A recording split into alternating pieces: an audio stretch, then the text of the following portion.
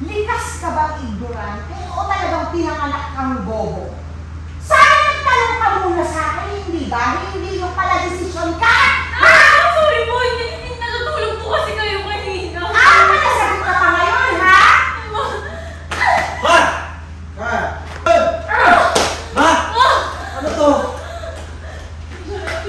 Pagkulinan pa si Ari sa hagdan. Ano ba, Ma? Paano ba naman kasi? Nagluto tong asawa mo ng tinolang manok. Ayoko kumakain ng tinolang manok, di ba? Di ngayon, sayang lang yung pagkain!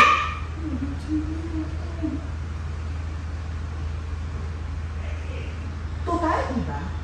Gusto mo ng tinolang manok. Di ikaw kumain lahat ng tinolang manok!